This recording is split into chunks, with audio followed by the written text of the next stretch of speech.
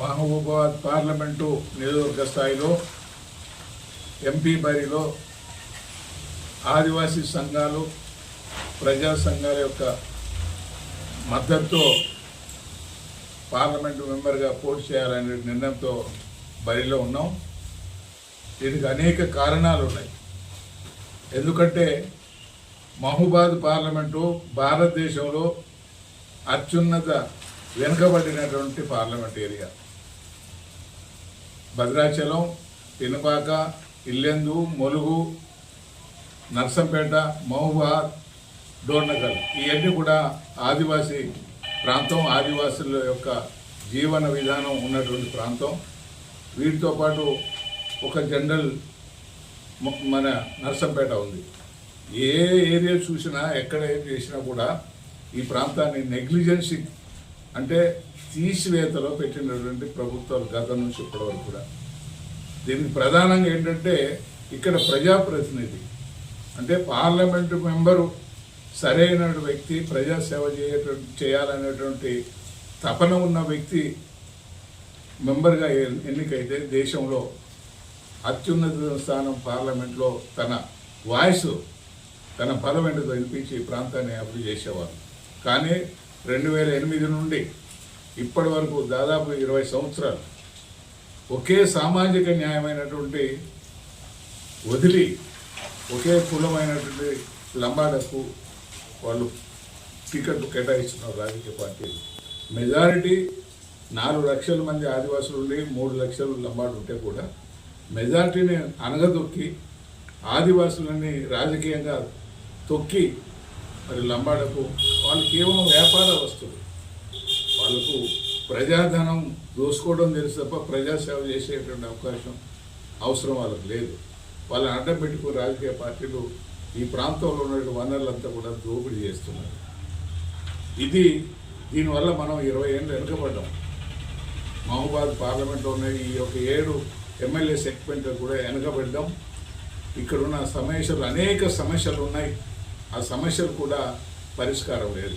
అందుకనే ఇది యొక్క ఆదివాసీ సంఘాలు కానీ మరి ప్రజా సంఘాలు వీళ్ళంతా కూడా ఏంటంటే చందా లింగయ్య గారు ఆయన చాలా సీనియరు, గతంలో ఎమ్మెల్యే చేశాడు, జిల్లా పరిషత్ చైర్మన్ చేశాడు. ఆదివాసీ జాతికి జాతీయ స్థాయిలో ఒక నాయకుడు అతన్ని బరిలో దించాలనే ఆలోచనతో మరి నన్ను ఎంపీగా బరిలో దించారు. మాకు అంతేకాకుండా కొన్ని రాజకీయ పార్టీలు ఓంకార్ పార్టీ ఎంసీపై కూడా అవుట్ రైట్గా ఇప్పుడు ప్రచారంలో భాగస్వామయ్యారు. అందుకని ఈ యొక్క వివక్షణ ఏదైతే ఉందో ఆదివాసుల మీద చూపెట్టే వివక్షణ విడిపోవాలంటే ఆదివాసులు ఏకం కావాలా. ఆదివాసీ ప్రాంతం అభివృద్ధి జరగాలంటే ఆదివాసులతో పాటు సహజ జీవనం పొందేటువంటి గిరిజనేతలు కూడా ఏకం కావాలా. వాళ్ళకు నేను ఎన్నో సేవలు సర్వీసు చేశాను. నేను కాంట్రవర్సీ మనిషిని కాదు. జాతికి, ఈ ప్రాంతానికి, ప్రజలకు సేవ చేయడానికే నేను రాజకీయాలు వచ్చాను. ఆనాడు ఇందిరాగాంధీ నాయకత్వంలో, సంజయ్ గాంధీ గారి నాయకత్వంలో కాంగ్రెస్ పార్టీలో ఉన్న ఇప్పటివరకు కూడా 50 సంవత్సరాల నా యొక్క అనుభవాన్ని ఈ ప్రాంత అభివృద్ధికి, ప్రజల కోసం దారపోయాలనే ఉద్దేశంతోనే నేను బరిలో ఉంది. మనకు వస్తే అనేక బడ్జెట్లు, కొన్ని వేల కోట్ల రూపాయలు మన ప్రాంతంలో వనరులు ఉన్నాయి. బొగ్గు ఉన్నది, నీరు ఉన్నది, ఇసుక ఉన్నది, అట్లనే మినరల్స్ ఉన్నాయి. బయారం దగ్గర గని, మరి ఐరన్ ఓర్ లాంటి అనేక ఫ్యాక్టరీలు, ఇండస్ట్రీస్ ఈ ప్రాంతంలో ఉన్నాయి. కానీ ఇక్కడ వచ్చేటువంటి ఆదాయం ఏదైతుందో కొన్ని వేల కోట్ల రూపాయలు రాష్ట్ర కేంద్ర ప్రభుత్వాలు తరలించుకుపోయి తింటున్నారు.